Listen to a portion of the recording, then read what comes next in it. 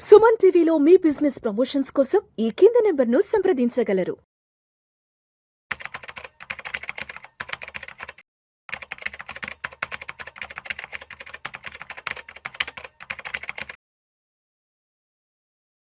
అనిల్ గారు నమస్తే సార్. నమస్తే అండి. Welcome to post market analysis. Thank you. Yes Anil గారు, ఒకసారి ఇవాళ మార్కెట్ క్లోజింగ్ ఎక్కడ చూద్దాం. April 20 Monday.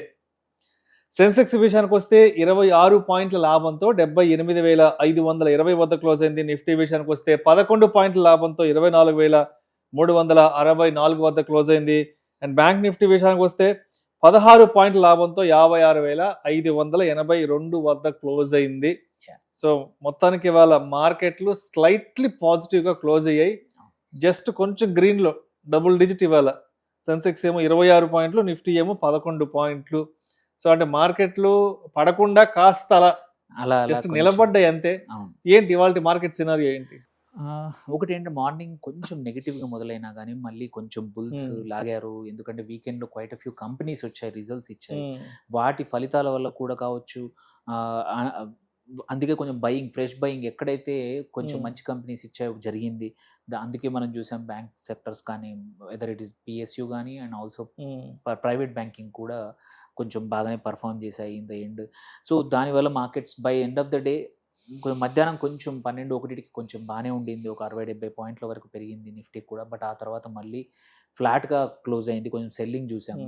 ఎందుకంటే ఇది కన్సిడరింగ్ ఏంటంటే లాస్ట్ వీక్ ఫ్రైడే తీసుకుంటే ఆఫ్టర్ లాంగ్ టైమ్ మన డొమెస్టిక్ ఇన్స్టిట్యూషనల్ ఇన్వెస్టర్స్ ఒక 5,000 కోట్ల వరకు నెట్ సెల్లర్స్గా ఉన్నారు last week. And FIIs actually 680 కోట్లు నెట్ బయర్స్ అయ్యారు. లాస్ట్ వీక్ నుంచి ఎంట్రీ తీసుకున్నారు. సో బట్ ఐ థింక్ ఇది వాళ్ళ కొంచెం బయింగ్ యాక్టివిటీ చూసాము.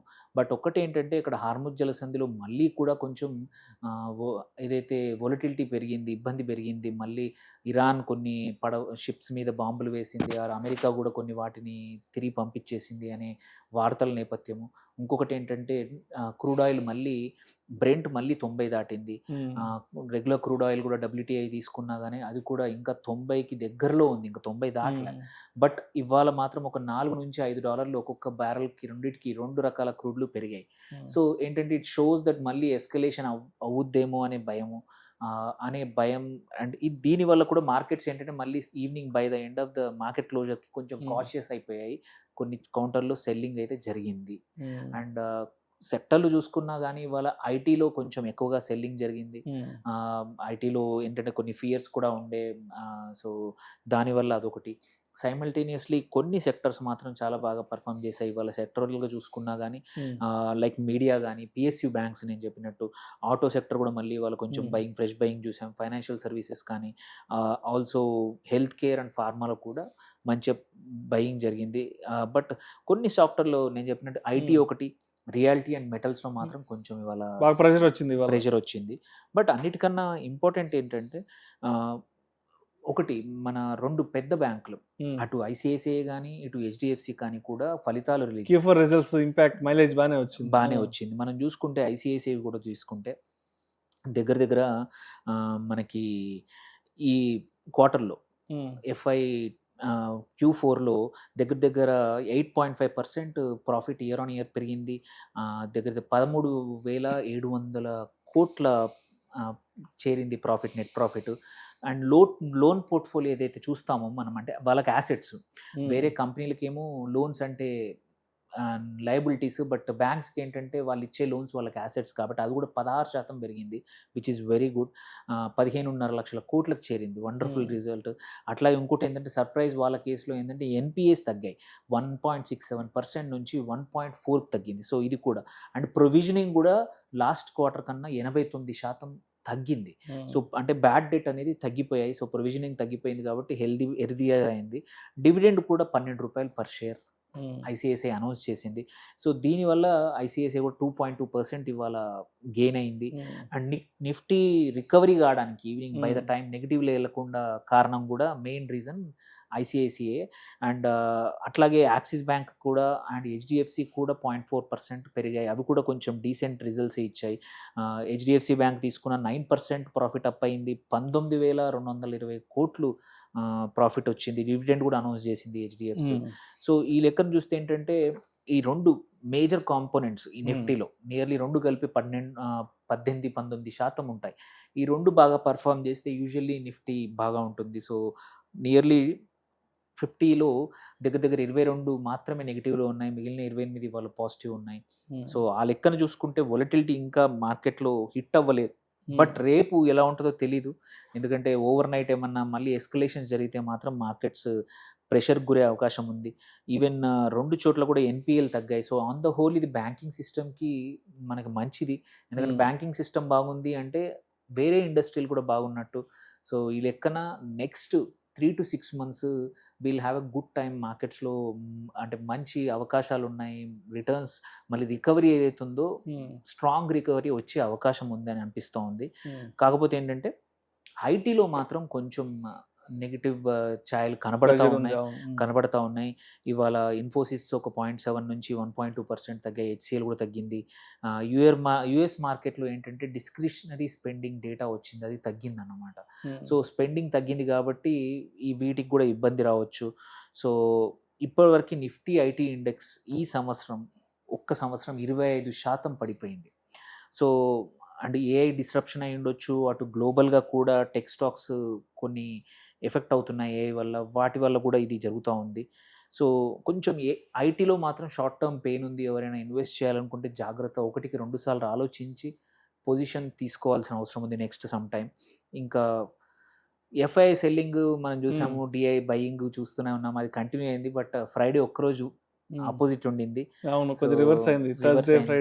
సో హోప్ఫుల్లీ ఇప్పుడు మళ్ళీ ఎఫ్ఐఐస్ వస్తే మంచిది. ఇవాళ డేటా ఇంకా రాలేదు.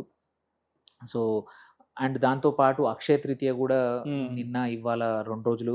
అండ్ బంగారం ఆల్రెడీ లాస్ట్ ఇయర్కి ఇప్పటికి 10% పెరిగింది దగ్గర అప్పటికి ఇప్పటికి.